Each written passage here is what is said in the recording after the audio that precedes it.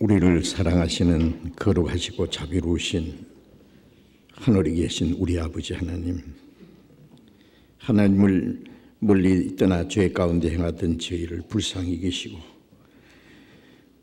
주 예수님이 우리가 받아야 될 저주와 심판을 대신 담당하시고 주님이 죽으시고 흘리신 그 보배로운 피로 우리의 죄를 영원히 씻어주시고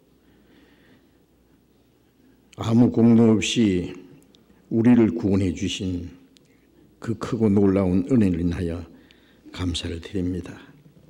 우리를 하나님의 자녀로 삼아주시고 영원한 하나님의 나라와 영광스러운 기업에 들어가게 하신 주님, 그 크신 은혜를 감사합니다. 이 시간 주님의 보배로운 피로 구속함을 받은 저희들 또 주님 앞에 함께 모여서 그 크신 주님의 은혜와 영광을 찬송하며 주님의 말씀을 배우며 주님과 함께하는 거룩한 무리 안에 교제케 해주셔서 감사합니다. 이 시간 하나님께서 우리 가운데 계심을 믿습니다. 여기에 모인 우리 각 사람을 굽어 살펴주시고 하나님의 자비로운 손길로 각 사람을 붙들어 주시고 주님의 풍성하신 은혜와 생명과 능력으로 더욱 충만히 채워주셔서 우리가 하나님의 자녀로 부끄러움 없이 행하며 이 땅의 삶이 하나님 앞에 헛되지 아니하고 주님이 우리에게 맡기신 거룩한 역사를 능히 이룰 수 있도록 인도해 주옵소서. 이 세상은 날로 요란해지고 험악해지고 죄악이 충만합니다. 그러나 주님이 우리와 함께 계셔서 우리를 지키시고 죄 가운데 빠지지 않도록 악한 자의 시험에 넘어지지 않도록 붙들어 주시는 은혜 감사합니다. 우리는 어린아이같이 너무나 어리석고 연약합니다. 주님, 우리의 연약함을 담당하시고 자비로운 손길로 주님의 말씀으로 우리를 붙들어 주셔서 주님을 따라가는 걸음이 실족하지 않도록 붙들어 주시옵소서. 이 시간 함께 참여하지 못한 우리 형제 자매들 일일이 보살펴 주옵소서. 병중에 있는 사람에게는 속히 건강을 회복시켜 주셔서 남은 생에 하나님의 뜻과 영광을 위해서 살 수 있는 기회를 주시고 마음에 시험 받는 사람, 연약한 가운데 있는 사람 일일이 합당하신 은혜를 베풀어 주셔서 한 사람도 실족함이 없게 해 주옵소서. 멀리 전 세계 곳곳에 여러 가지 어려운 가운데서도 믿음을 지키며 복음을 전하는 우리 형제 자매들 영육간에 더욱 보살펴 주시고 말씀과 능력으로 지켜주셔서 주님의 복음을 더욱 담대히 증거해서 많은 영혼들을 구원받게 하는 하나님의 역사를 이루게 해 주옵소서. 이 시간 우리에게 나타내시고자 원하시는 주님의 말씀, 이미 우리에게 허락하신 그 크신 은혜가 무엇인지 우리가 마땅히 어떻게 행할 일들을 더욱 가르쳐 주시옵소서. 다음 주간부터 시작되는 이번 전도 집회에도 주님이 친히 역사하셔서 많은 영혼이 구원을 받게 하시고 이 일을 위해서 우리 모두가 합심해서 기도하고 또 협력하는 가운데 하나님의 영광을 위한 많은 열매가 맺히게 해 주시옵소서. 주 예수님 이름으로 기도드렸습니다. 아멘. 찬양대 찬송해 주시겠습니다.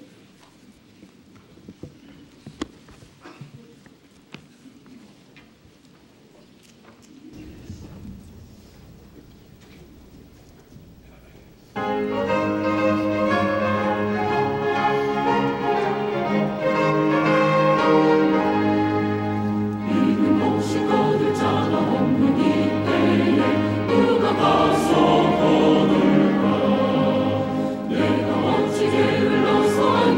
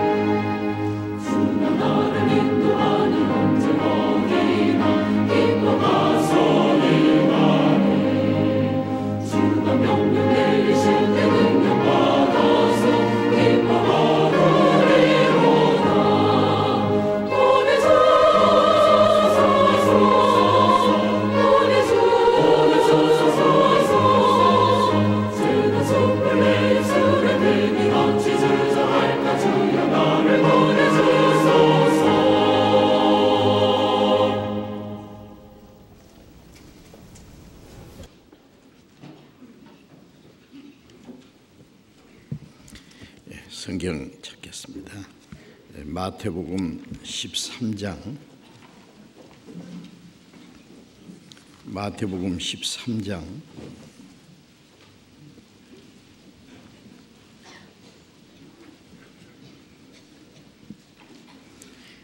마태복음 13장 44절부터 50절까지 제가 읽겠습니다. 마태복음 13장 44절부터 50절까지 읽겠습니다.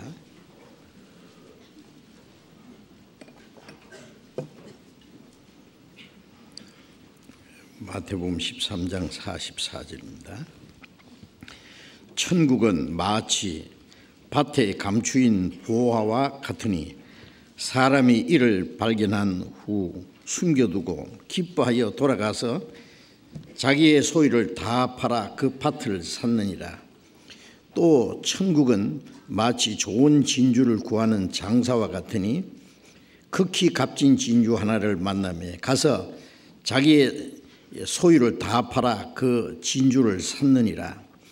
또 천국은 마치 바다에 치고 각종 물고기를 모으는 그물과 같으니 그물에 가득하며 물가로 끌어내고 앉아서 좋은 것은 그릇에 담고 못된 것은 내어버리느니라. 세상 끝에도 이러하리라. 천사들이 와서 의인 중에서 악인을 갈라내어 풀무불에 던져 넣으리니 거기서 울며 이를 갈미 있으리라. 거기까지.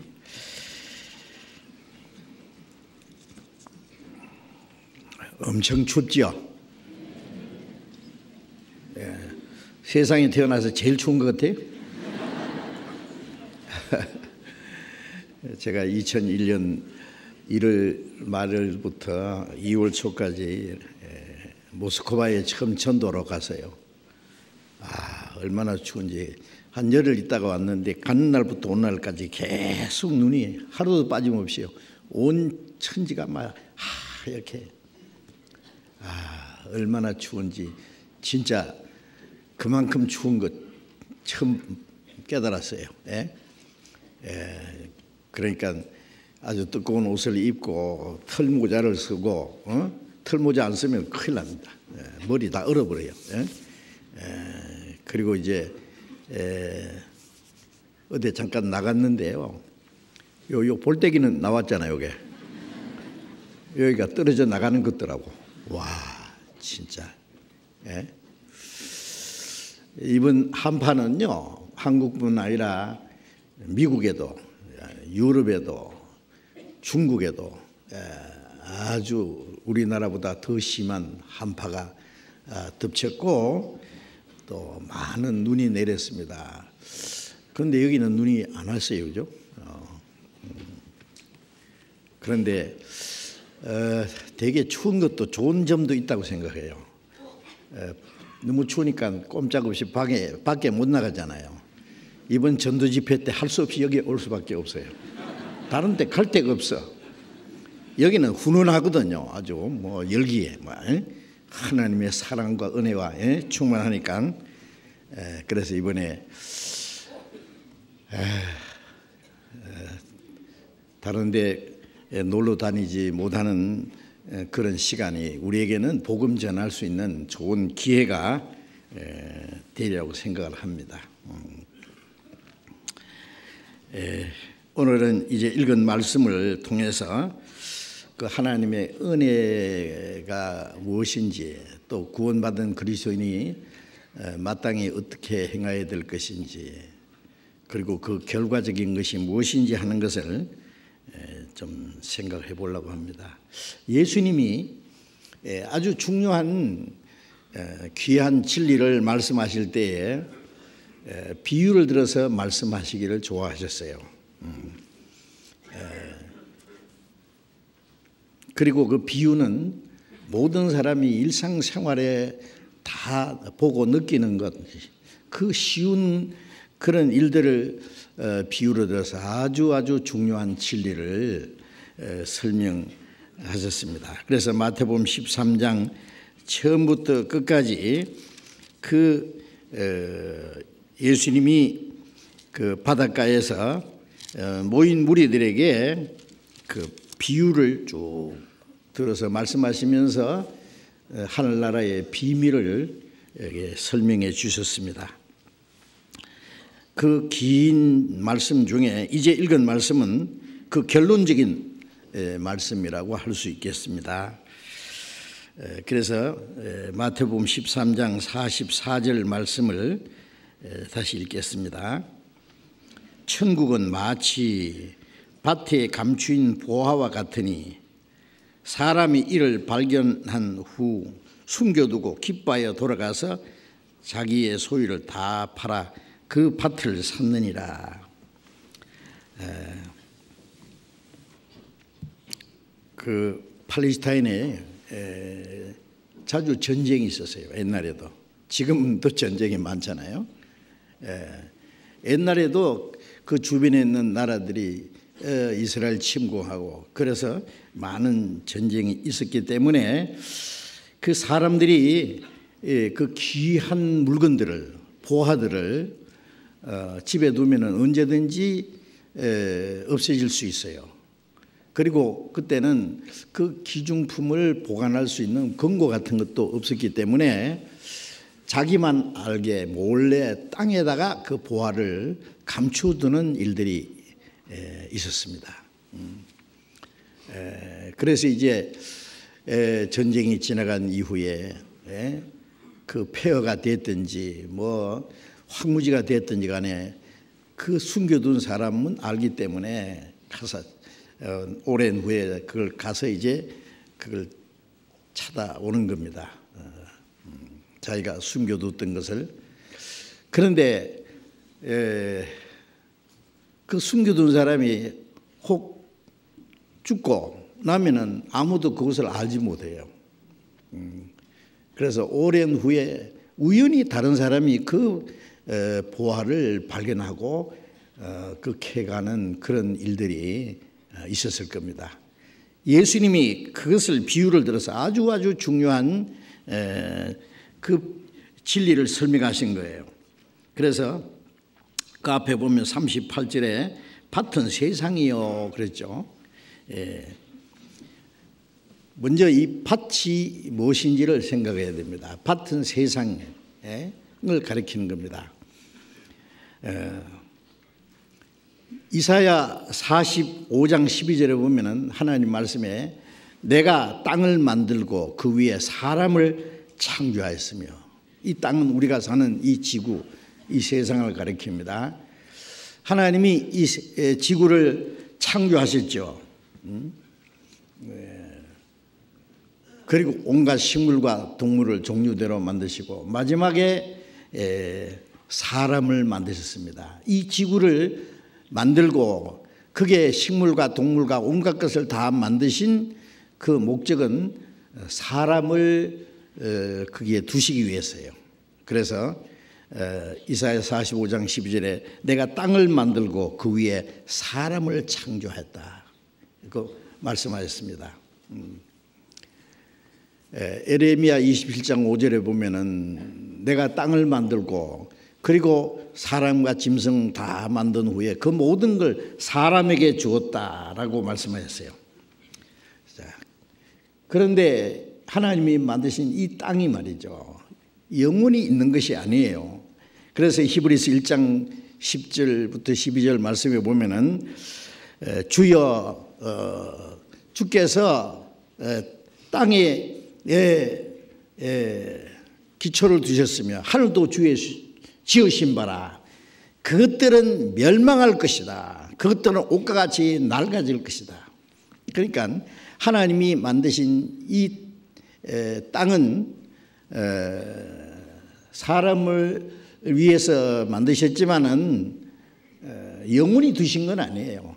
영원히 두신 거 아니고 일정한 기한이 차면은 그게 없어지도록 그것들은 멸망할 것이다. 옷과 같이 낡아질 것이다. 지구가 점점 낡아지고 있다는 거 있잖아요. 성경에도 그렇게 말씀했어요. 그리고 결국 멸망한다고 말씀했어요. 그리고 사도행전 17장 26절에 보면은 하나님이 모든 족속은 혈통으로 만드사 온 땅에 거하게 하시고 저희의 연대를 정하시며 거주의 경계를 하셨으니 이 땅에 온갖 족속이 살잖아요. 그런데 이 땅에 거하게 하시고 저희의 연대를 정했다. 연대. 그러니까 하나님이 이 세상에 인간을 창조하신 후에 영원히 이 땅에 살라고 만드신 것이 아니라 하나님이 인간이 살 수 있는 그 연대를 정하신 거예요. 그리고 거주의 경계를 하나 있었으니 이 지구에서 살면 그것으로 끝이에요. 사람들이 뭐 지구가 이제 다 낡아지고 그러면은 별나라에 뭐 이민 간다든지 뭐 달과 지구 사이에다가 뭐 또 새로운 세계를 만들어 가지고 거기에 가서 산다든지 말도 안 되는 소리입니다. 시편에 하늘은 여호와의 하늘이라도 땅은 인생에 주었도다. 하나님은 땅만 사람에게 주셨지 사람이 하늘을 정복하는 것은 허락지 않으셨어요. 그리고 전도서 3장 1절에 보면은 천하의 범사가 기한이 있고 모든 목적이 이룰 때가 있나니 그 기한 안에 하나님이 정하신 기한 안에 목적이 이루어집니다. 목적이 이루어지면은 이제 이 세상 역사는 끝나는 거예요. 그리고 마태복음 24장 14절에 예수님 말씀에 이 복음이 모든 민족에게 증거되기 위하여 온 세상에 전파되리니 그제야 끝이 오리라. 예루살렘에서 땅 끝까지 온 세상에 복음이 전파되면 이 세상 끝이 온다는 말씀은 복음이 온 세계에 전파되는 동안에 하나님의 은혜를 깨닫고 구원받은 사람으로 천국에 들어갈 백성이 준비되는 거예요. 그래서 하늘나라에 들어갈 백성이 다 준비되면은 더 이상 하나님이 세상을 두실 이유가 없을 거예요. 지금 이 세상에 죄악이 관영하잖아요. 요즘에 정말 끔찍합니다. 마구잡이로 사람을 죽이고 부모가 자식을 죽이고 자식이 부모를 죽이고 그리고 도덕적인 죄는 막 땅에 떨어졌어요. 아주 이거는 막 철저히 과학이 발달하고 지식이 문명이 발달되는 것보다 더 빨리 죄악이 발달됩니다. 말하자면 쓰레기통에 쓰레기 꽉 차서 이제는 불질릴 수밖에 없는 그런 데 도달했어요. 그런데 아직 하나님이 세상을 심판하지 않는 이유는 마지막 복음이 전파돼서 아직도 아무도 멸망치 않고 회개하기 원하시는 그 하나님의 마지막 그 자비가 주어진 거예요. 그러나 하나님이 오래 참고 기다리는 기간도 한정이 있기 때문에 어느 날 갑자기 그 기간이 끝날 겁니다. 그래서 베드로전서 4장 7절에 만물의 마지막에 갖고 왔으니 너희는 정신을 차리고 근신하여 기도하라. 만물의 마지막, 우리가 사는 이 세상 천지 만물 마지막이 있다. 그 마지막 성경에 많이 기록되어 있습니다. 우리는 하나님이 작정하신 그 계획 속에 마지막 시대에 살고 있는 것이 확실합니다. 모든 것을 보아서 우리 같은 시대는 없었습니다. 우리가 사는 불과 몇십 년 기한 안에 과학이 발달하고 지식이 발달하고 문명이 발달하고 예술이 발달하고 죄악이 충만하고 모든 것이 이 세상을 순식간에 멸망시킬 수 있는 살인 무기도 다 준비됐고 우리가 사는 몇십 년 기간 동안에 그리고 복음이 온 세계에 전파됐고 복음이 온 세계에 전파되면 이스라엘 민족이 이스라엘 땅에 돌아가리라는 약속대로 벌써 이스라엘이 돌아갔고 지금부터 불과 68년 전에 이스라엘 나라가 지구상에 없었잖아요. 그러니까 우리 시대에 갑자기 나타났고 이스라엘이 다시 회복되는 그때부터 주님 오실 때까지는 아주 짧은 기간이라는 것을 자세히 말씀하셨습니다. 그래서 우리는 이런 일이 되는 거 보거든 인자가 가까이 문 앞에 이른 줄 알라. 주님이 오시는 동시에 세상은 이제 마지막이 될 겁니다. 그래서 요한계시록 21장 1절에 내가 새 하늘과 새 땅을 보니 처음 하늘과 처음 땅이 없어졌고 바다도 다시 있지 않더라. 하나님이 사도 요한에게 새 하늘과 새 땅을 보여줬어요. 영원한 천국입니다. 하나님처럼 거룩하고 영원하고 영광스러운 이상의 세계, 그리고 처음 하늘과 처음 땅, 우리가 사는 이 세상이 없어지고 바다도 있지 않더라. 우리가 사는 이 세상은 멀지 않아 없어지고 영원하고 완전한 그 하나님의 나라가 이루어질 것을 성경에 자세히 말씀했습니다. 그러니까 하나님의 창조의 목적은 우리가 사는 이 불완전하고 모순과 죄악이 충만한 이런 세상을 만드시려는 게 물론 목적이 아니죠. 하나님의 창조의 목적은 하나님처럼 거룩하고 영원하고 완전하고 영광스러운 이상의 세계, 그 영원한 하나님의 나라를 창조하시는 것이 하나님의 목적입니다. 그 나라에 들어갈 백성을 준비하는 것이 하나님의 목적입니다. 그래서 여기 천국은 마치라고 말씀하신 것은 하나님은 뭘 하시느냐, 이 죄 많은 세상에 멸망받을 죄인을 구원해서 천국 들어갈 백성을 준비하시는 일이다 그 말이에요. 죄인을 구원해서 하늘나라에 들어가는 백성을 준비하시는 일은 이와 같다라고 설명하신 겁니다. 그런데 사람이 구원을 받아서 하나님 나라에 들어가는 그 역사가 이루어지는 것에 있어서 하나님이 하시는 일이 있고 사람이 하나님을 향해서 해야 될 일이 있어요. 그리고 그 결과적인 것입니다. 그래서 이제 읽은 이 비유가 있는데요. 밭에 감추인 보화, 그 다음에 값진 진주를 구하는 장사, 그 다음에 바다에 치고 각종 물고기는 모으는 그물, 그물에 걸려 나온 그 물고기, 좋은 것은 그리 담고 못된 건 내버린다고 하는, 자, 이 말씀이 저는 너무너무 중요한 진리가 여기에 담겨 있어요.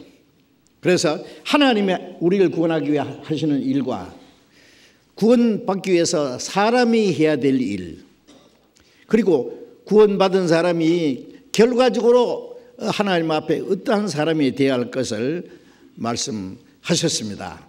그리고 그 결과가 이제 나타나는 거예요. 자, 이 문제를 어떻게 제가 다 말씀드릴 수 있는지 좀 걱정스럽습니다. 왜냐하면 이 말씀에 담긴 그 진리가 너무 크고 귀하기 때문에 그렇습니다. 그런데 이 말씀을 정말 자세하게 그 전달해 주는 일이 별로 없는 것 같아요. 안타깝습니다. 먼저 밭에 감추인 보화가 뭐냐? 밭에 감추인 보화. 어떤 사람이 밭에서 일을 하다가 이 뭐 소를 가지고 겨래를 갈 수도 있고, 이 괭이로 찍을 수도 있고, 그런데 일을 하다가 무엇이 이상한 것이 덜컥 걸렸어요. 파보니까 몸에 보화가 감춰 있는 거예요. 보화가. 깜짝 놀랐어요. 야, 이거 그 옛날에 누가 감춰놓은 거예요. 그리고 그 사람이 아마 없어진 것 같아요. 아무도 몰라. 그런데 이 사람이 발견한 거예요. 그런데 문제는 이 사람이 자기 밭이 아니에요. 그 밭에 있는 모든 것은 밭 주인의 것입니다. 발견했지만은 이 사람이 그걸 캐가면은 남의 것을 도둑하는 것이 돼요. 그래서 이 사람이 얼른 감춰뒀어요. 모르게 쫙 감춰놓고, 그 다음에 뭐 한 거 알죠? 가서 자기의 모든 소유를 다 팔아 그 밭을 샀느니라. 그럴 수 있잖아요. 아주 쉽잖아요. 그죠? 이 얘기가. 예? 집도 팔고, 솥도 팔고, 밥그릇도 팔고, 숟가락도 팔고 다 팔았어. 자기 것은, 자기 소유라는 건 다 팔아 그 밭을 샀어요. 자, 이 간단한 말씀 속에 엄청 귀한 놀라운 진리가 담겨 있는 것은 뭘 말하느냐? 밭은 세상이라 그랬잖아요. 자, 우리가 사는 이 세상은 죄로 말미암아 저주받아서 황무하게 되고 온갖 수고와 고생과 죽음과 비참한 일이 계속되는 것입니다. 그러나 거기에 뭐가 감춰 있느냐? 하나님 보실 때, 하나님이 보실 때 보화가 감춰 있어요. 그럼 보화가 뭐냐? 하나님 보실 때 이 세상에 보화가 뭐겠어요? 사람들이 생각하는 금은 보석이 하나님 보시기에 보화가 될 리는 없어요. 하나님 보실 때 가장 귀중한 보화는 하나님의 형상대로 창조하신 사람의 영혼들입니다. 네? 사람의 영혼들. 시편 49장 20절에 보면은 존귀에 처하나 깨닫지 못하는 사람은 멸망하는 짐승 같도다 그랬어요. 무엇이 존귀합니까? 사람이 존귀하다 그랬어요. 지극히 귀하다고. 하나님의 형상대로 창조하신, 하나님의 계획과 목적을 위해서 창조하신, 하나님의 사랑과 하나님의 생명을 받아서 하나님의 나라에 들어가서 하나님과 함께 영원히 영광을 누리게 할 목적으로 창조하신 그 영혼이 있기 때문에 인간은 만물 중에 가장 존귀한 존재입니다. 그러나 그것을 깨닫지 못하는 사람은 짐승 같다. 베드로후서 2장에 보면 짐승은 잡혀 죽기 위해서 났다 그랬어요. 그러나 사람은 죽기 위해서 난 게 아니에요. 하나님의 생명을 받아서 하나님의 자녀가 되고 하나님 나라에 들어가서 영원히 하나님과 함께 영생을 누리기 위해서 창조함 받았고 그 목적을 위해서 세상에 태어나서 살고 있는 거예요. 그러니 얼마나 존귀한 존재입니까? 그러나 그것을 깨닫지 못하는 사람은 짐승과 다름이 없다. 멸망하는 짐승 같다. 실제로 이 하나님을 모르면 자신의 존재의 가치가 뭔지, 소망이 뭔지, 삶의 목적인지 아무것도 모르고 그냥 사는 것도 짐승처럼 삽니다. 그리고 또 시편 144편 3절에 보면은 여호와여 사람이 무엇이간데 주께서 저를 알아주시며 인생이 무엇이간데 저를 생각하시나이까. 사람은 흙것 같고 그날은 지나가는 그림자 같습니다. 이 죄 많은 인간, 볼품없고 버리지만도 못한 인간, 헛되이 왔다가 그림자같이 지나가는 인생이 무엇이길래 하나님이 인간을 그토록 생각하십니까? 그토록 사랑하십니까? 그토록 인간을 위해서 염려하시고 인간을 위해서 그토록 큰 은혜를 베풀었습니까? 그런 얘기예요. 사람이 무엇이간데 사람이 무엇인지 알려면은 사람을 창조하신 하나님께 여쭤봐야 됩니다. 사람이 얼마나 존귀한 존재인지. 이사야 49장 5절에 보면은 나는 여호와 보시기에 존귀한 자라 그랬잖아요. 아무리 죄가 많고 볼품 없어도 하나님 보시기에 존귀한 자입니다. 아십니까? 왜요? 하나님의 형상대로 창조하신 영혼이 있어서 그래요. 사람이 못생겼어도 몸에 결함이 있고 문제가 있어도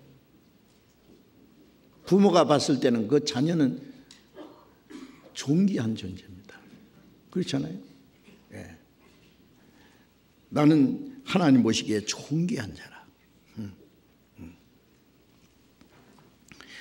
하나님이 인간을 얼마나 귀하게 보시는데 사람이 이걸 못 깨달아요.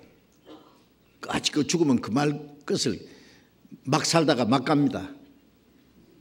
아닙니다. 이사야 57장을 보겠습니다. 구약성경 1037페이지 이사야 57장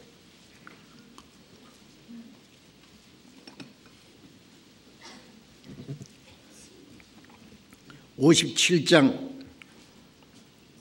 16절 보겠습니다.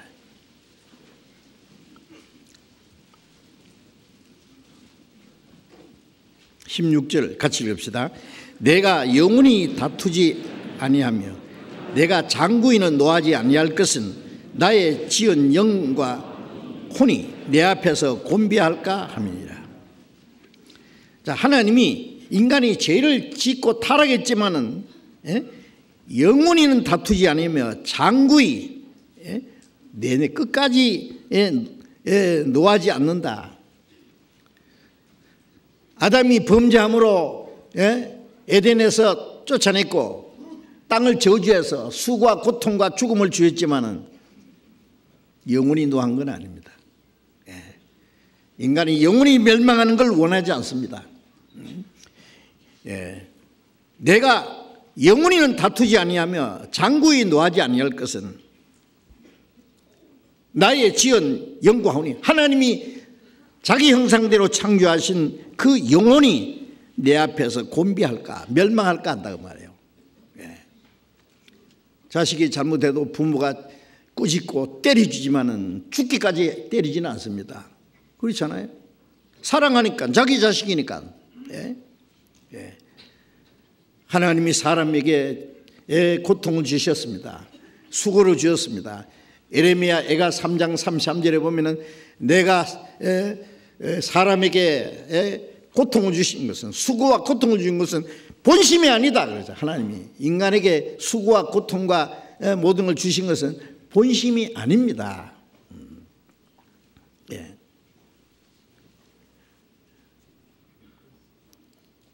보옵소서 내게 큰 고통을 더하신 것은 내게 평안을 주려 하심이라. 히스기야 왕이 하나님이 자기에게 고통을 주신 이후에 그가 깨달은 것은 큰 고통을 주신 것은 육신의 고통을 주신 것은 내게 평안을 주려 하심이라 했어요. 죄를 깨닫고 돌이키게 하기 위해서입니다.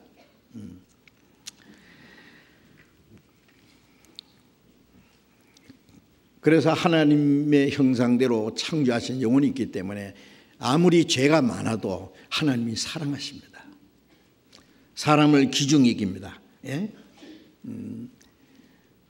하나님의 형상대로 창조하신 그 영혼의 가치는 변함이 없습니다. 그리고 하나님이 사람을 창조하신 목적도 변함이 없습니다.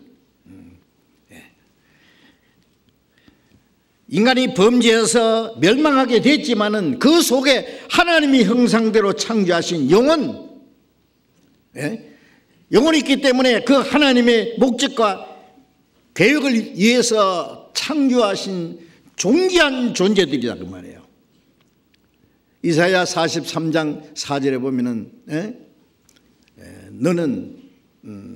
너를 내가 보배롭고 존귀 여긴다. 보배롭게 여긴다 그래요. 보배롭고 존귀 여긴다고. 자식은 부모가 볼 때에 돈으로 계산할 수 없는 아주 보배로운 존재입니다. 그렇지 않겠어요?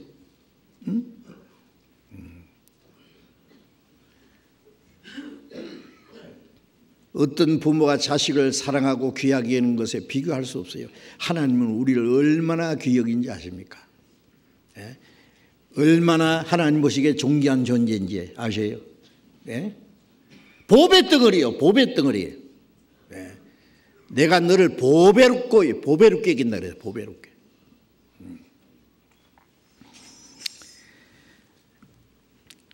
하나님의 형상대로 창조하신 그 영혼을 얼마나 하나님이 보배롭고 존귀 여기시는지 그 증거는 하나님이 이 사람을 구원하기 위해서 이 죄인을 구원하기 위해서 하나님이 지불하신 대가가 얼마나 큰지를 보면 알 수 있습니다. 어떤 사람이 물건을 잃어버렸다고 합시다. 그 물건을 찾기 위해서 그 물건을 찾아주는 사람에게는 자기 전 재산을 다 주겠다고 그런다면은 그 물건이 그만한 가치가 있으니까 그럴 거 아니에요? 예? 왜 하나님이 이 죄인을 구원하기 위해서 자기 독생자를 십자가 죽는 데까지 내줘야 되는 그 큰 희생을 지불하셔야 됐습니까? 그만큼 하나님 보실 때 존귀한 존재니까 그래요. 그건 이해가 안 되죠. 우리 생각으로 이해가 안 돼요. 마태복음 16장 26절에 예수님 말씀에 사람이 온 천을 얻고도 자기 목숨을 잃으면 무엇이 유익하리요? 무엇을 주고 제 목숨을 받고 있느냐? 온 천하보다도 귀하다고 말씀하신 그 목숨은 이 몇십 년짜리 육신의 목숨을 말하는 게 아닙니다. 하나님의 형상대로 창조하신 영혼, 그 영혼은 영원히 하나님과 함께 영생을 얻을 수 있는 그런 생명입니다.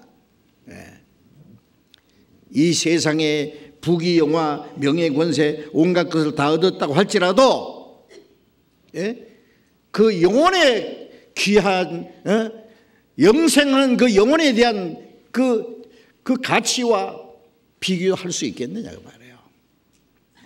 비교할 수 없죠.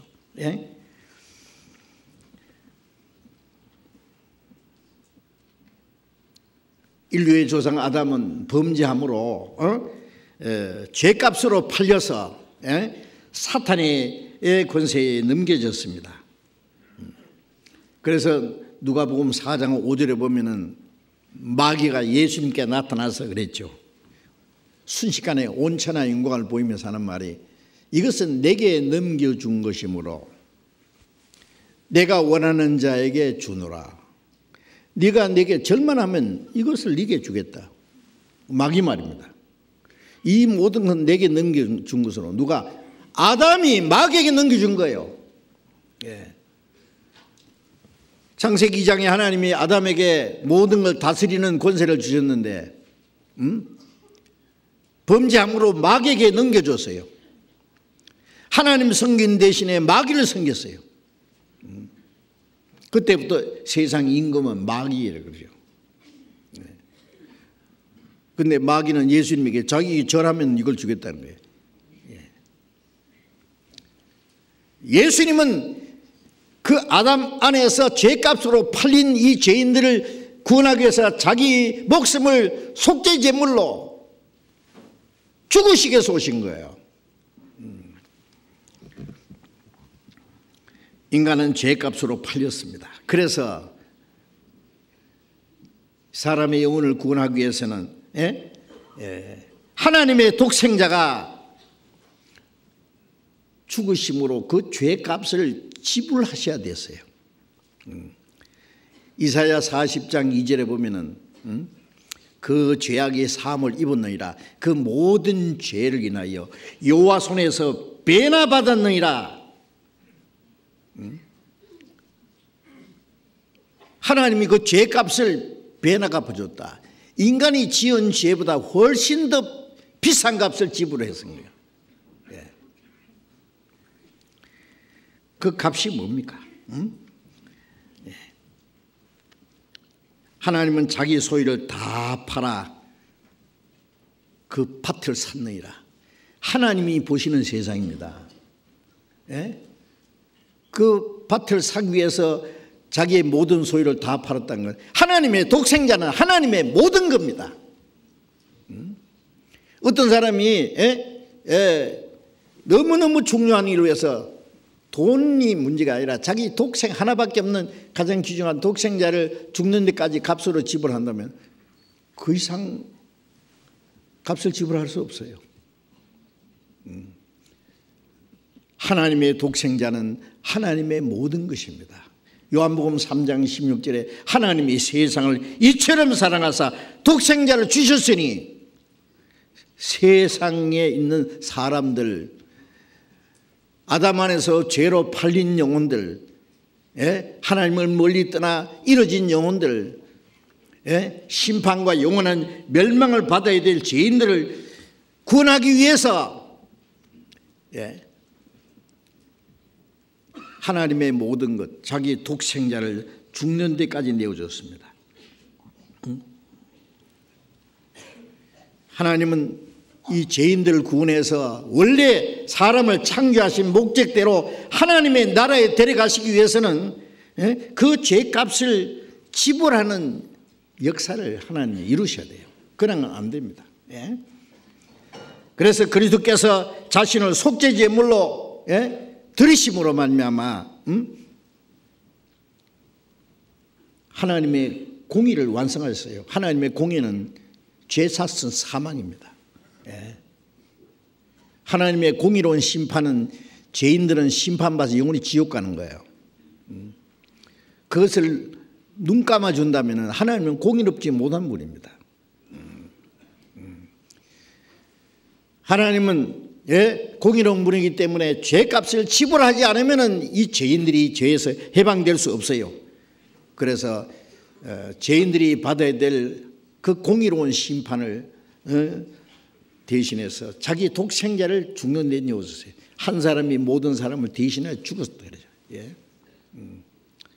거기서 공의로운 심판을 이루셨고 하나님의 독생자가 십자가에 죽으심으로 하나님이 인간을 얼마나 사랑하시는 그 사랑을 나타내신 거예요. 로마서 5장 8절에 우리가 아직 죄인 되었을 때 그리스도께서 우리를 위하여 죽으심으로 하나님이 우리에 대한 자기 사랑을 확정하셨네라고 했잖아요. 우리가 하나님과 원수 되었을 때, 하나님 앞에 죄인 되었을 때 그리스도께서 우리를 위하여 죽으신, 그래서 하나님이 우리를 얼마나 사랑하는지 사랑을 나타내신 거예요. 요한일서 4장 9절에 보면 하나님이 자기 독생자를 보내시면 저로 말미암아 우리를 살리려 하십니다. 하나님의 사랑이 이렇게 나타났다. 하나님이 우리를 얼마나 사랑하는지, 이 죄인을 얼마나 사랑하시는지, 자기 독생자를 화목제물로 십자가에 죽기까지 하신 것은 그로 말미암아 우리를 살리려 하십니다. 우리를 살리기 위해서, 우리를 구원하기 위해서. 마태복음 20장 28절에 인자가 온 것은 자기 목숨을 대속물로 주려 하십니다. 예수님이 이 세상에 오신 목적은 죄인들을 위한 속죄 제물로 죽으시기 위해서 오셨어요. 죽으시기 위해서. 디모데전서 2장 6절에 그가 속전으로 주셨으니, 자기를 속전해 주셨으니 기약이 이르면 증거할 것이라. 속전이란 말은 어떤 사람이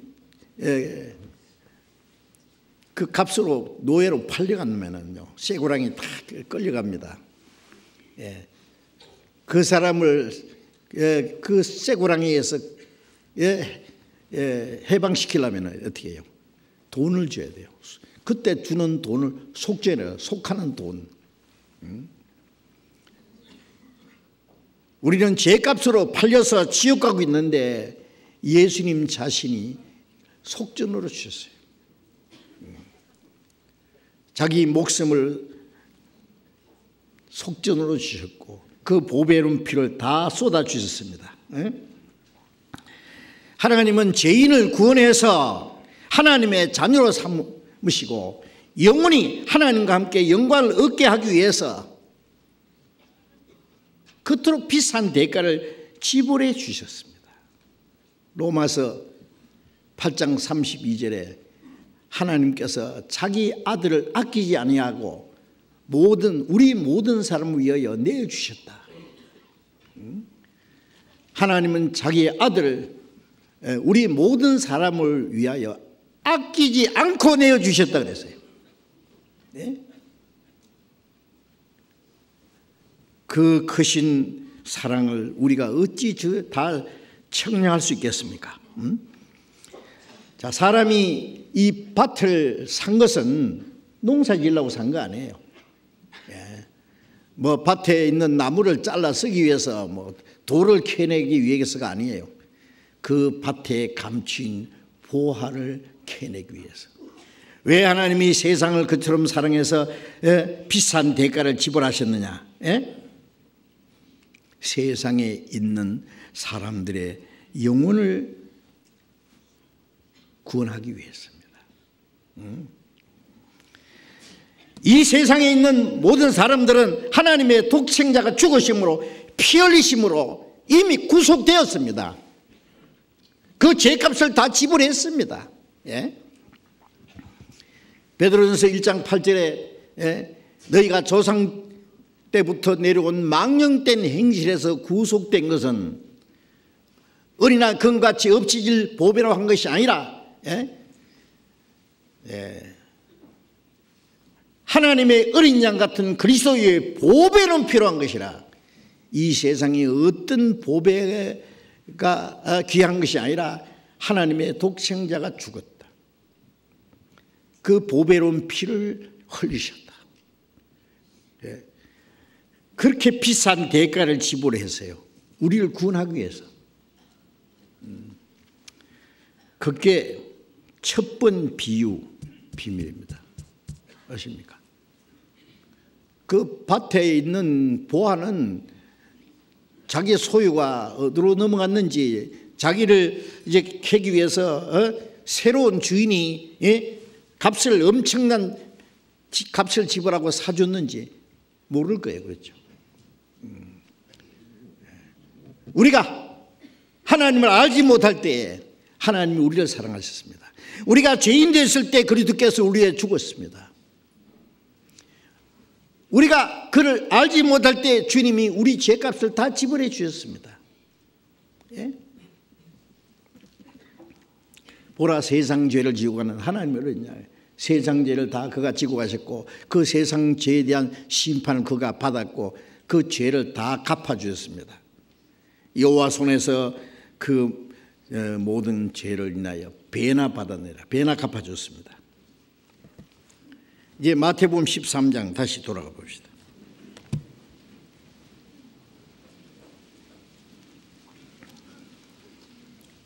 마태복음 13장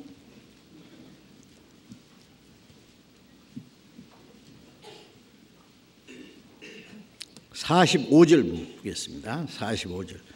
또 천국은 마치 좋은 진주를 구하는 장사와 같으니 극히 값진 진주 하나를 만나매 가서 자기의 소유를 다 팔아 그 진주를 샀느니라.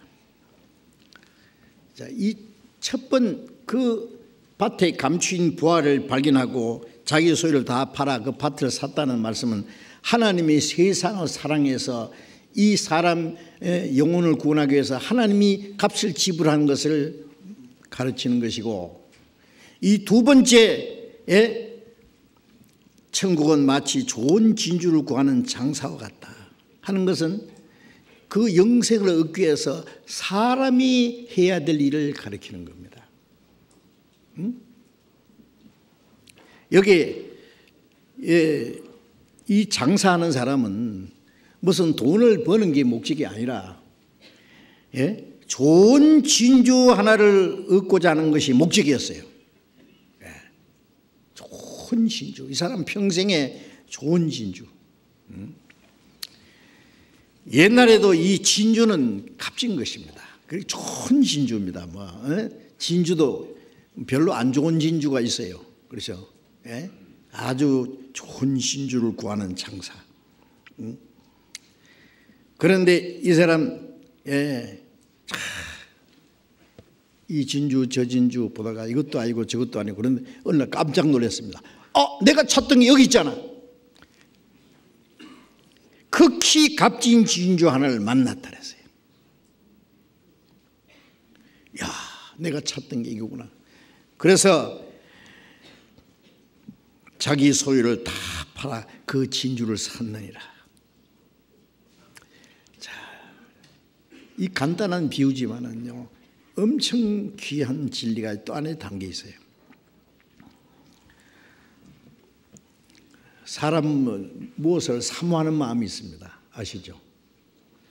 전도서 3장 11절에 하나님이 모든 것을 때를 따라 아름답게 지으시되 사람에게는 영혼을 사모하는 마음을 주었다. 하나님이 지으신 많은 아름다운 것들이 있어요. 우리가 좋아하는 것들이 많이 있어요. 그렇죠? 그런데 그 무엇보다도 사람에게는 영혼을 사모하는 마음을 주셨어요.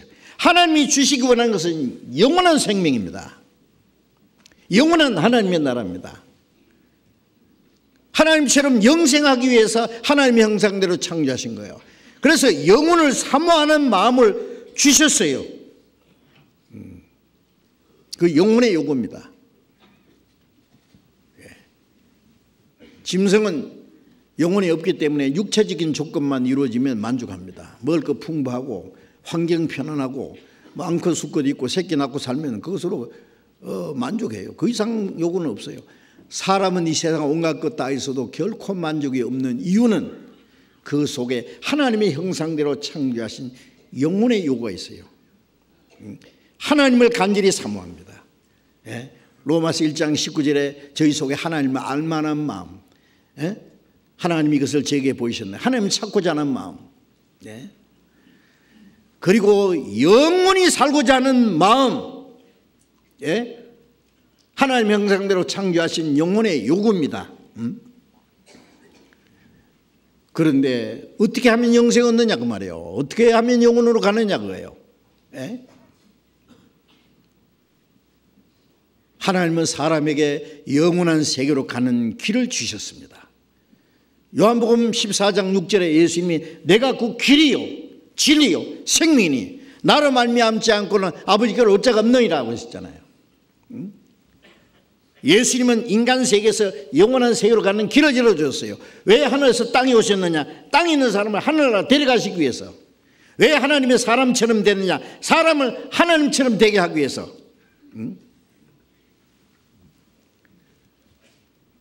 그 길을 가르쳐주는 게 진리예요. 나는 길이요 진리요 생명이니 그 진리를 깨달으면 영원한 생명 얻는 거예요. 그렇기 때문에 사람은 지금 길을 찾지 못하고 전부 방황하는 거예요. 길을 찾으려면 예수님 앞에 와야 되죠. 그 진리를 깨달으려면 예수님 앞에 와야 됩니다. 영원한 생명 얻으려면 그 진리를 깨달아야 됩니다. 내가 길이요 진리요 생명이니 나로 말미암지 않고는 아버지께로 올 자가 없느니라. 우리가 예수 그리스도 길이요 진리요 생명이신 주님을 깨달으면 영생을 얻는 거죠. 영생. 사람은 그 영생하는 진리를 찾으러 세상에 왔습니다. 뭐하러 왔느냐? 영생하는 진리를 찾으러 왔단 말이에요. 잠언 2장 4절에 보면은 감추인 보배를 찬같이 찾으면 하나님을 알게 되리니 그랬어요. 하나님을 알면 어떻게 되냐? 영생고 유일하신 참 하나님과 그 보내신 자 예수 그리스도를 아는 것이니라. 영생하는 진리를 찾으러 왔는데 그분이 예수입니다. 그 말이에요.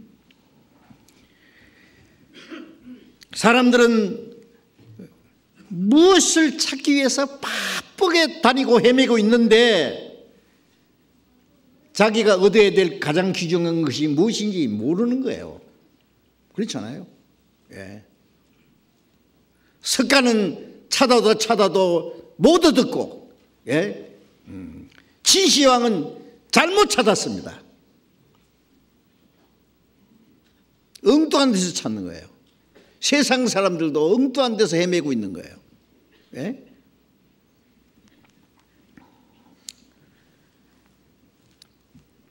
이 세상의 온갖 것을 다 얻었다고 할지라도 돈, 사랑, 명예, 권세, 그 모든 걸 다 얻었다고 할지라도 그것들은 다 잠시 후에 다 없어질 것들입니다. 그 모든 것으로 영혼의 만족과 평안을 줄 수는 없지 않습니까? 그런데 그것을 얻으려고 헤매는 거예요. 죽을 때까지. 쓸쓸한 강변에 태어난 인생아, 너희는 무엇을 찾으러 왔던고? 이래도 한평생 저래도 한평생, 돈도 사랑도 명예도 아니다. 너희 그러면 영원한 생명입니다. 하나님의 은혜를 깨달아야 합니다. 무엇을 찾으러 왔느냐 그 말이에요. 무엇을 찾아 헤매느냐 그 말이에요. 예?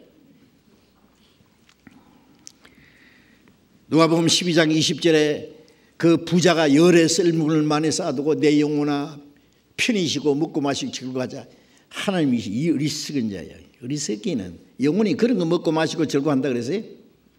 오늘 밤에 네 영혼을 도로 찾으면 네가 예비한 것이 네 것이 되겠느냐? 응?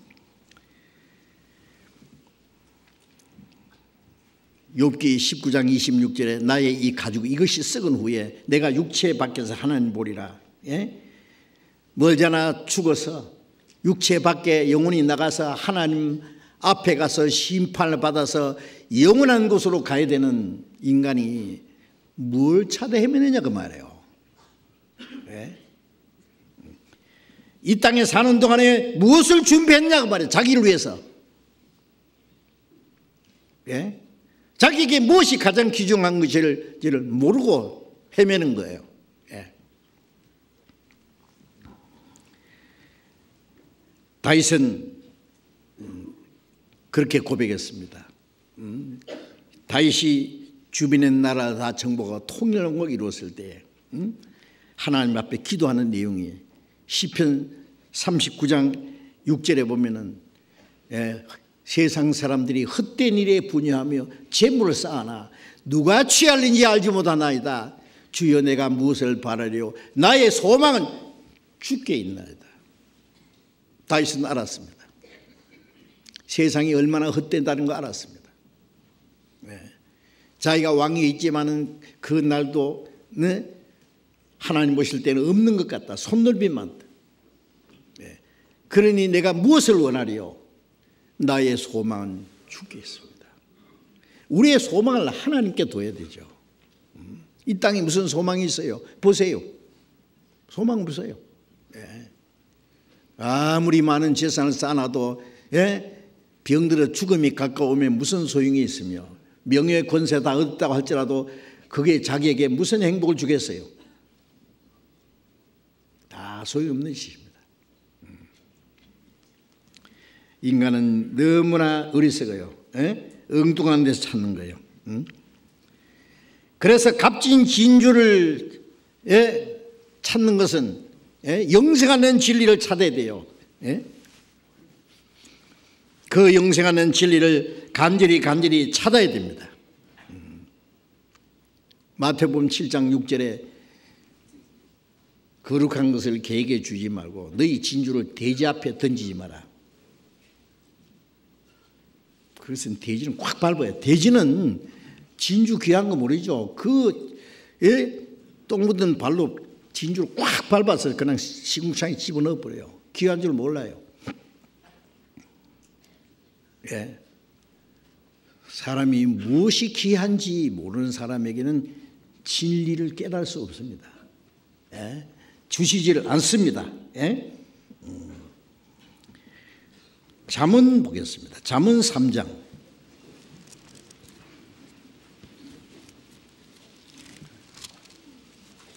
잠언 3장 15절.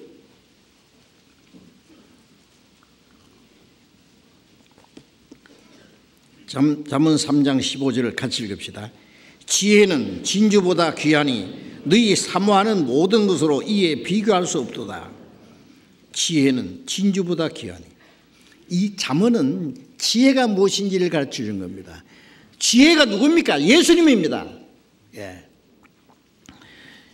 고린도전서 1장 24절에 예수 그리스도는 하나님의 능력이요 지혜니라 그랬어요. 고린도전서 1장 30절에 예수는 우리는 하나님께로 나와서 그리스도 예수 안에 있고 예수님은 하나님께로 나와서 우리에게 지혜와 의로움과 거룩함과 구속함이 되셨느니라. 여기서 말하는 지혜는 예수님을 말하는 거예요. 예. 성경은 예수 그리스도로 말미암아 영생 얻는 지혜를 얻게 하느니라 그러잖아요. 지혜는 그 얻는 자에게 생명나무라. 지혜를 얻으면 생명나무라.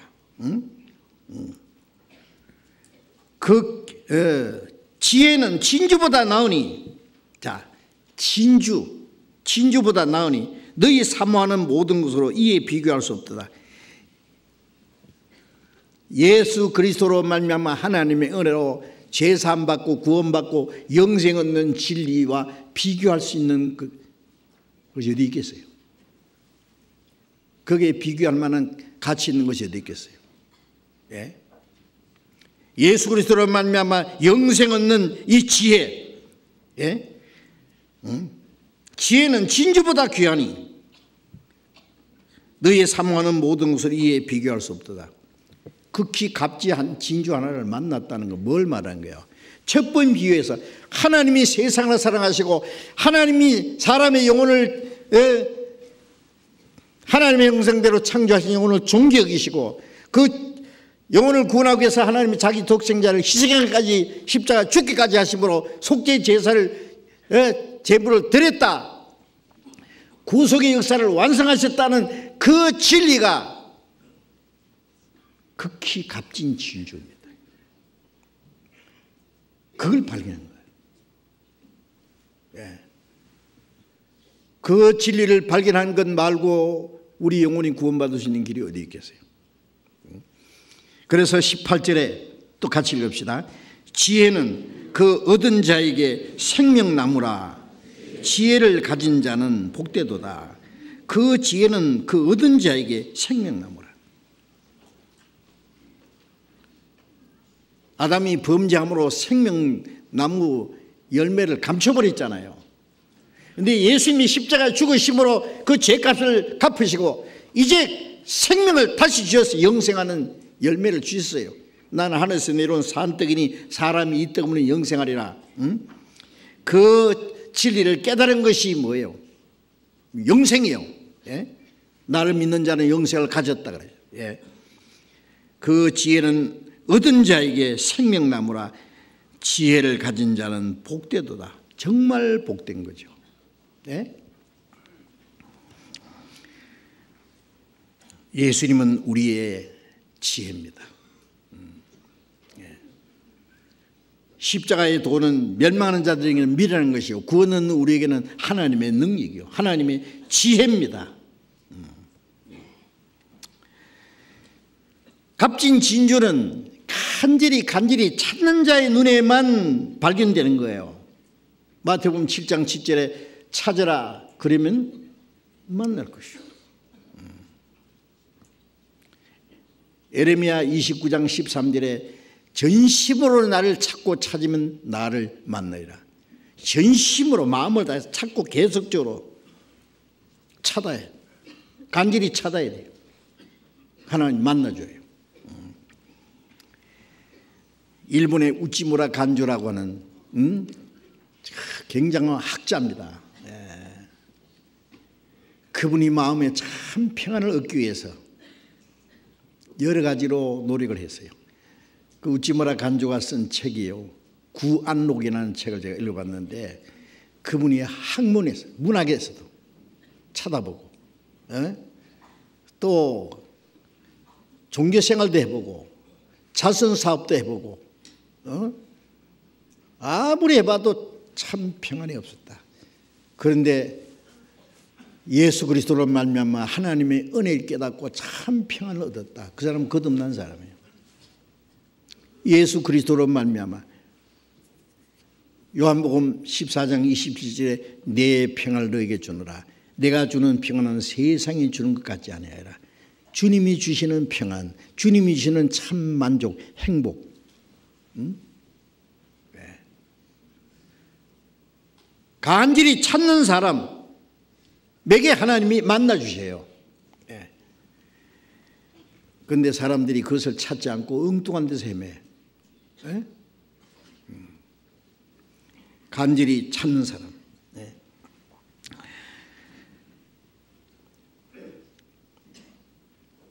극히 값진 진주는요, 어떻게 만들어진지 아시죠? 진주는요, 조개의 어떤 작은 굵은 모래알이 들어가면 조개가 막 아프니까요, 막 계속 고통 중에 액을 뿜어서 자꾸 싼대요. 싸고 오랜 동안에 아주 아름다운 빛을 발하는 진주가 만들어지는 거예요. 이 조개의 오랜 고통을 통해서 진주가 만들어진다고 말이에요. 우리 영혼이 구원받는 이 영생하는 진리는 하나님의 독생자가 죽는 데까지, 하나님의 독생자가 죽는 데까지 내주셨고, 그리스도는 십자가의 그 고난을 통해서, 수치와 고통을 통해서 이루어졌습니다. 그 구원의 은혜는, 우리 영혼을 구원하는 그 놀라운 복음의 진리는 하나님의 독생자가 희생함으로 이루어진 겁니다. 그리스도의 고난을 통해서 이루어진 거예요. 그것을 찾아 얻는 자에게는 영생을 주시는 그 진리, 그보다 더 값진 것은 없습니다. 골로새 1장 6절에 이 복음이 너희에게 이르매 너희가 듣고 참으로 하나님의 은혜를 깨달은 날, 우리가 복음을 듣고 그 복음으로 말미암아 예수님이 십자가에서 이루신 그 하나님의 그 사랑과 은혜를 참으로 깨달은 날, 그날 값진 진주를 만난 거예요. 영생하는 진리를 만난 거예요. 극히 값진 진주 하나를 만났다. 눈을 즐겁게 하는, 기분 좋게 하는 그런 진주가 아니고 우리 영혼의 기쁨을 주는, 우리에게 영원한 영생을 주시는 진리입니다. 그거는 너무너무 귀중한 거예요. 그래서 요한복음 17장 3절에 영생은 곧 유일하신 참 하나님과 그 보내신 자 예수 그리스도를 아는 것입니다. 영원한 생명과 행복을 주는 이 진주, 구원받은 사람은, 그 하나님의 은혜를 참으로 깨달은 사람은 이미 그 진주를 발견한 사람이에요. 그런데 극히 값진 진주 하나를 만남에 이 사람 자기 소유를 다 팔아 그 진주를 샀느니라. 그건 무슨 말씀인가? 오해하면 안 됩니다. 이 하나님의 은혜는 돈 주고 사는 게 아니잖아요. 우리의 죄 사함 받고 구원받고 영생 얻는 것은 하나님이 거저 주시는 은혜입니다. 거저 주시는 은혜. 그런데 이 진리를 발견한 사람이 자기 소유를 다 팔아 그 진주를 샀다는 그 말씀은 무슨 영생 얻는 진리를 돈 주고 산다는 말씀이 물론 아니고, 우리에게 거저 주시는 이 은혜, 하나님의 은혜, 그 진리를 깨달은 사람이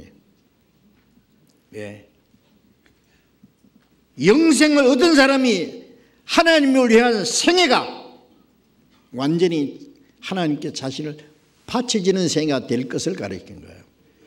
하나님의 은혜를 깨달은 사람의 결과적인 것을 말하는 겁니다. 마태복음 7장 12절에 무엇이든지 대접을 바꿔준 대로 남을 대접하라. 이것이 율법의 선지자라. 율법의 선지자는 구약성경 전체를 가리키는 거예요. 구약성경은 뭘 가르칩니까? 그리스도를 보내주시겠다는 약속이에요. 대접받고자 하는 대로 남을 대접하라. 사람은 자기가 뭘 하기 전에 남에게 대접을 받기 원해요. 결혼하고 나면은 남편은 아내가 자기한테 잘해주기 바라고, 아내는 남편이 잘해주고, 너무 기대하는 건 당연하지만 너무 기대하면 실망합니다. 그죠? 잘해주기를 바랄 것이 아니라 자기가 잘해야 돼요. 내가 아내를 위해서, 내가 남편을 위해서 잘하면 그것이 자기에게 돌아와요. 대접받고자 하는 대로 먼저 대접하라고 했죠. 대접. 잘하는 것도 돌아오고 잘못하는 것도 돌아옵니다. 그게 하나님이 정하신 이치입니다. 사람들이요. 예? 자기가 다른 사람에 대해서 잘 해야 됩니다. 먼저 잘하면 거기에 대해서 대접을 돌려받을 수 있어요. 하나님과 우리 사이에 누가 먼저 잘했습니까? 예? 우리가 하나님을 사랑한 것이 아니라 하나님이 먼저 우리를 사랑하사 자기 독생자를 속죄제물로 주셨습니다. 우리가 죄인 됐을 때, 원수 되었을 때, 하나님을 멀리 떠나 이루어졌을 때 하나님이 우리를 무조건적으로 사랑했어요. 먼저 사랑했어요. 그 사랑이 아니면 우리가 어떻게 구원받아요? 그래서 그 하나님의 은혜로 구원받은 사람은 어떻게 해요? 예? 하나님이 우리에게 대접해 줬으니까, 우리를 사랑했으니까 하나님도 우리에게 사랑을 받기 원하십니다. 네? 하나님의 사랑을 받았기 때문에 하나님을 사랑하는 거예요. 여호와여 내가 주를 사랑하나이다.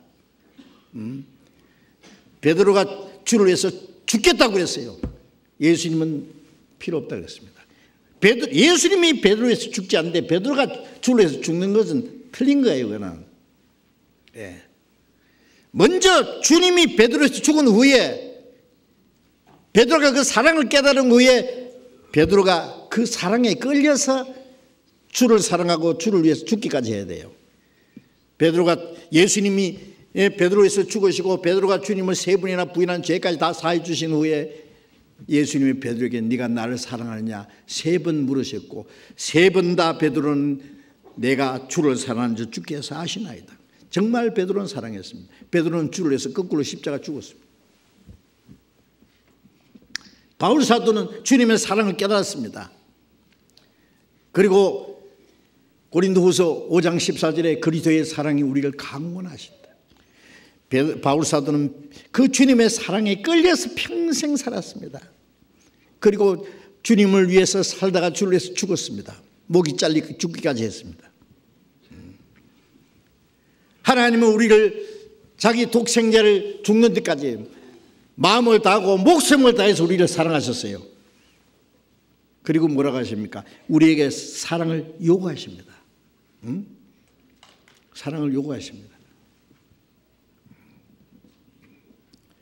예수님이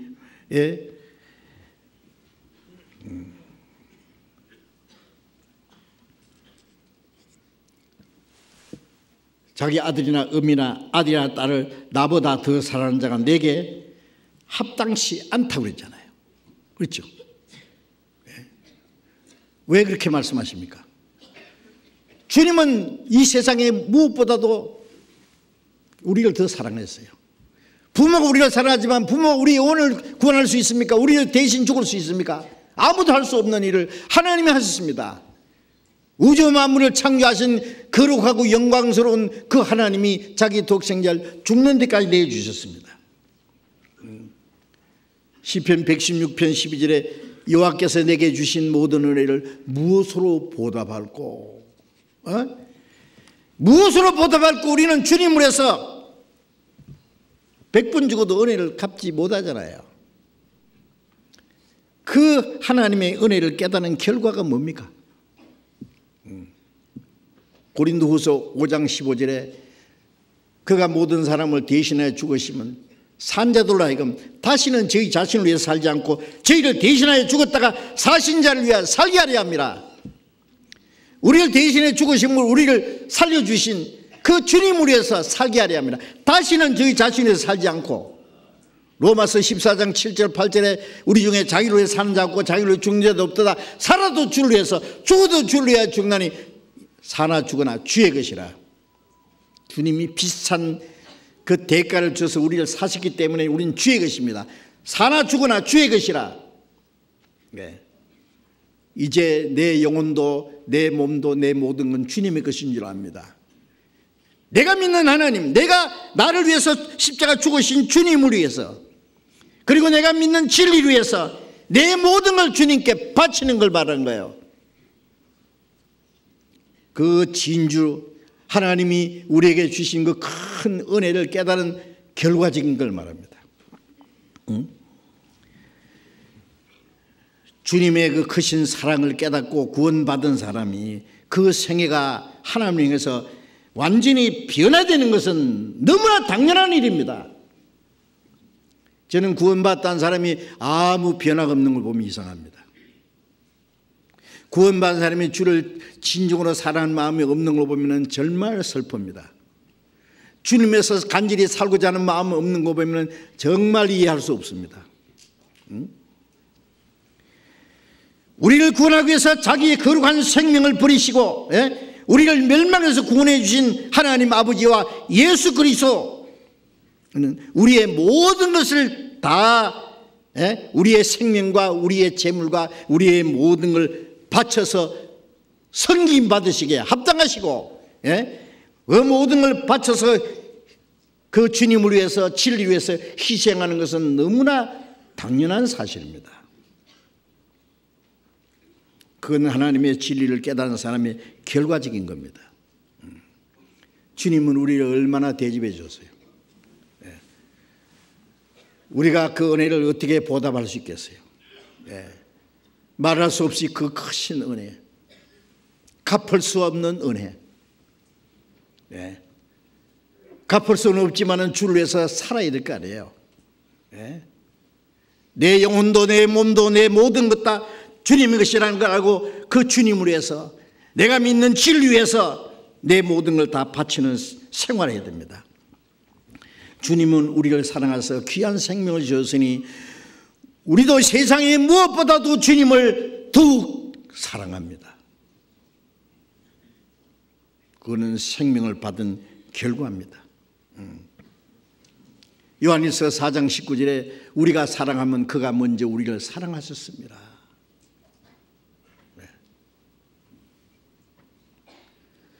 그가 우리를 사랑하셨기 때문에 우리도 세상에 무엇보다 주님을 사랑해야 됩니다. 마태복음 13장 들어갑시다.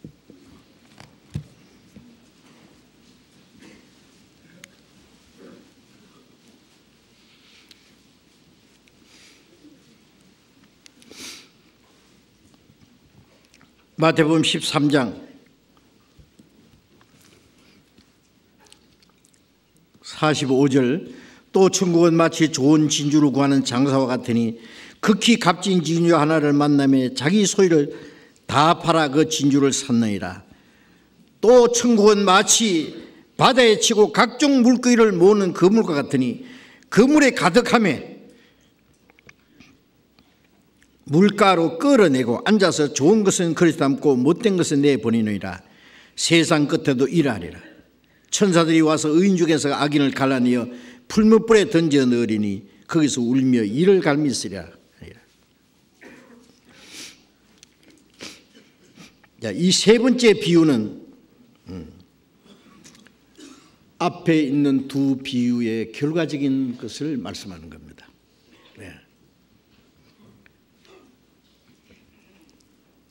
천국은 마치 바다에 치고 각종 물고기를 모으는 그물과 같다. 바다는 세상이고 이 물고기를 모으는 그물은 복음을 가르칩니다.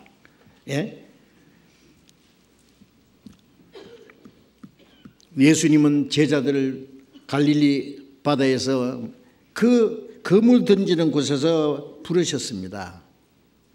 예수님은 베드로에게 내가 너를 사람 낚는 어부가 되게 하리라. 부활하신 주님이 갈릴리 호숫가에 나타났습니다. 제자들에게 그물을 배 오른편에 던지라 그랬어요. 153마리가 잡혔습니다. 큰 물고기가. 이것은 이후에 복음이 전파됨으로 많은 영혼이 구원받을 것을 미리 보여주신 겁니다. 베드로는 오순절에 한 번 복음을 전할 때 3,000명, 5,000명이 구원을 받았습니다.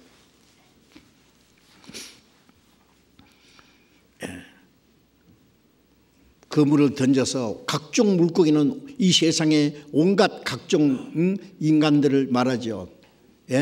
모든 사람들에게 하나님의 복음이 전해질 걸 말하는 거예요. 그런데 걸려 나온 물고기를 물가로 끌어내고 앉아서 좋은 것은 그리 담고 못된 것은 내버리라.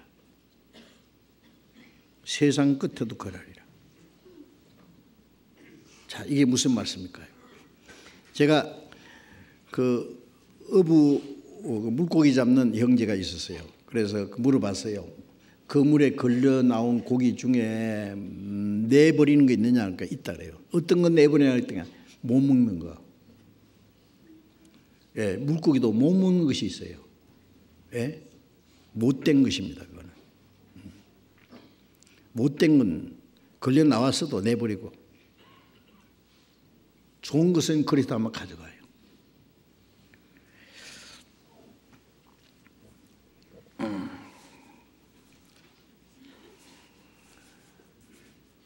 신자들 중에 두 종류 사람이 있습니다.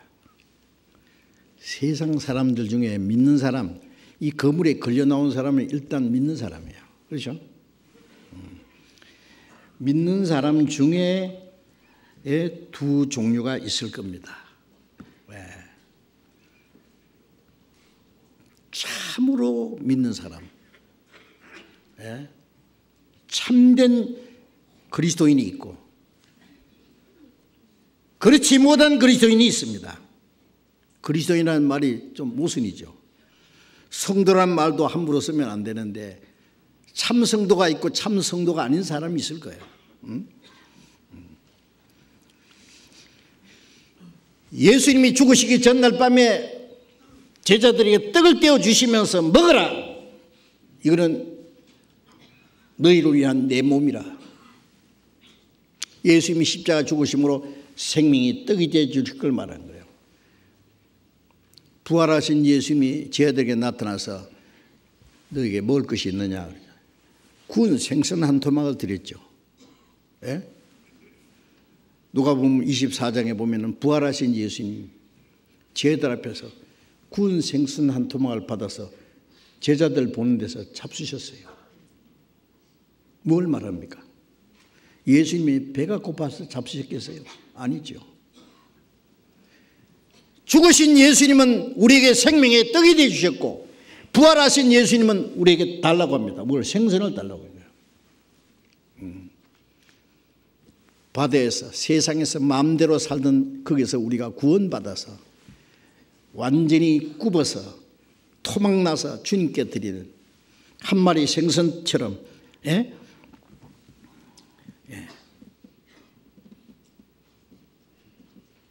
부활하신 예수님이 갈릴리 호숫가에서 처음 제자들을 부르신 그 장소에서 153마리 물고기를 잡은 후에 얘들아 와서 조반을 먹어라.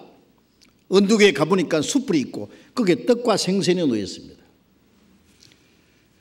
자, 예수님이 십자가에 죽으신 예수님, 부활하신 예수님, 예수님 말씀대로 물고기를 잡았습니다. 그리고 피곤에 지친 제자들과 예수님이 마지막 조반을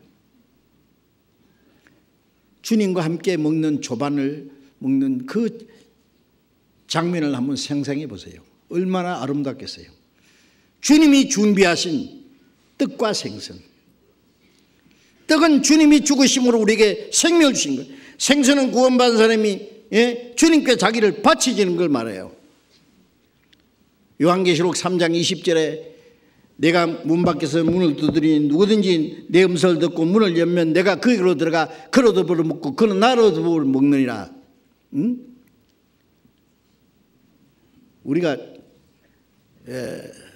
자기 가족들 만난다든지 친구 오랜만에 만나면 야 점심이나부터 같이 하자.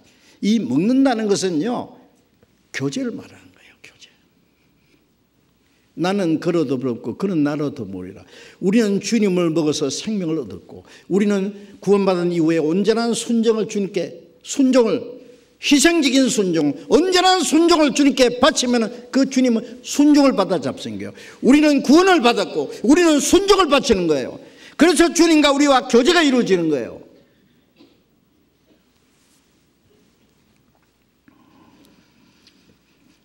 우리가 주님이 받으실 수 있는 주님이 잡실 수 있는 한 마리 생선처럼 주님께 드려야 될 텐데 예?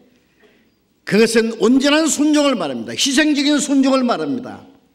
로마서 12장 1절에 너희 몸을 하나님이 기뻐하시는 거룩한 산 제사로 드리라. 이는 너희들 영적 예배니라. 너희는 세대를 본받지 말고 오직 마음을 새롭게 하여 변화를 받아 하나님의 선하시고 기뻐하시고 온전한 뜻이 무엇인지 분별하도록 하라. 우리의 몸도 영혼도 주님의 것이기 때문에 주님의 것을 주님 것인 줄 알고 주님 것답게 사는 게 주님께 드리는 것이고, 예? 몸으로 산 제사, 예? 먹든지 마시든지 무엇을 하든지 다 하나님의 영광을 사는 모든 생활이 하나님께 산 제사고 영적 예배라는 거 아세요? 요즘 사람들이 일주일 내에 마음대로 살다가 주일날 경건한 거 모여서 찬송하고 기도하고 예배하고, 그게 예배입니까? 그런 예배가 성경에 없습니다. 구원받은 그날부터, 예?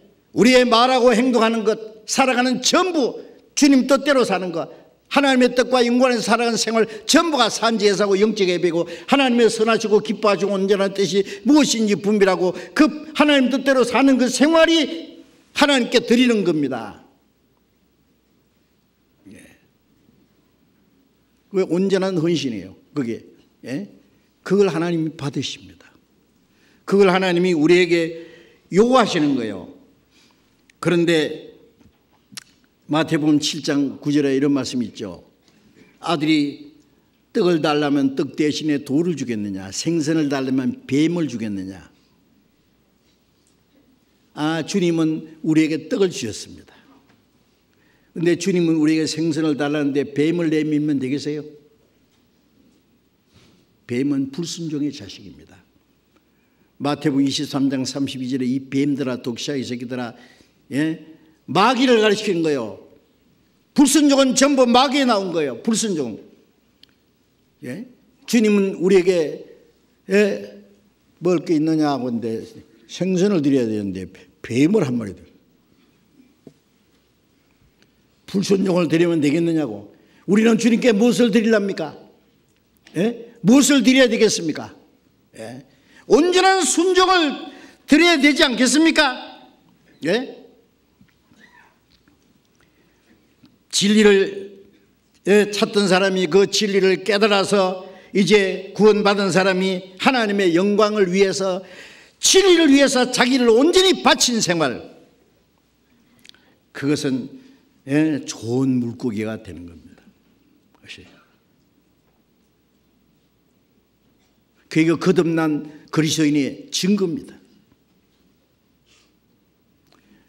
저는 구원받았다, 우리 교회에서는 많은 사람들이 다 100% 구원받기 원합니다. 정말 거듭나서 주님이 오늘이라도 오시면 다 한 사람도 나고자 없이 다 하나님 앞에 가기를 원합니다. 그러나 그렇지 못한 일이 있을까 봐 정말 두렵습니다. 그렇게 되지 못할 수 있기 때문에 그것이 두렵습니다. 예?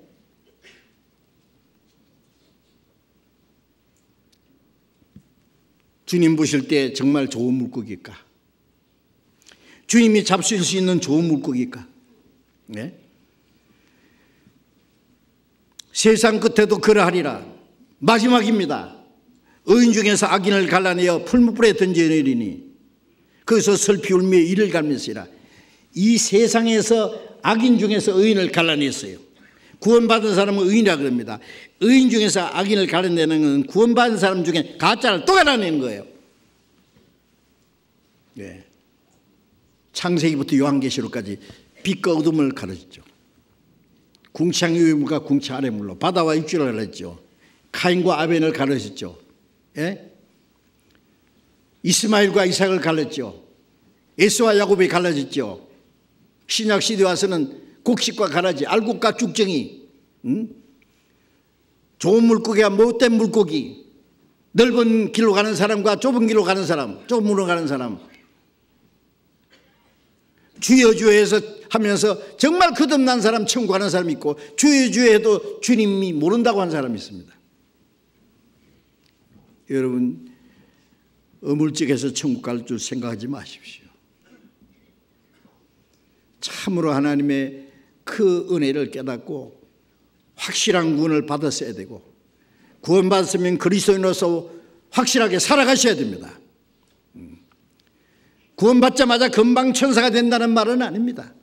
적어도 구원받은 그날부터 주님을 향해서 한 걸음 한 걸음 더 가까이 점점 나아가고 점점 변화되어야 됩니다. 하나님의 나라에 들어가기에 합당한 사람이 점점 되어야 됩니다.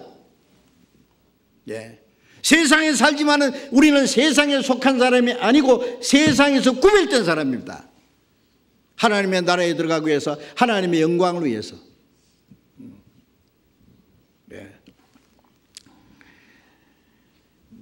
마태복음 25장 46절에 저희는 영원한 불못에 의인은 영생에 들어가리라. 영생에 들어가는 사람이 있고 영원히 주님 앞에 쫓겨난 사람들이 있을 것을 말씀하셨습니다.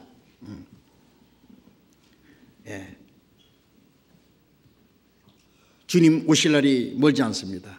주님 오신 날 모든 것은 다 끝납니다.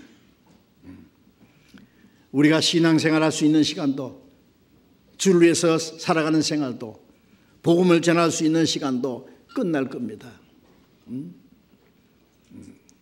이 우리에게 주어진 이 귀중한 시간을 헛되이 보내지 않기를 간절히 원합니다. 우리에게 시간을 주신 것을 감사해야 됩니다. 성경대로 구원받았으면 성경대로 살아야 됩니다. 그래서 성경대로 하늘나라에 갑니다.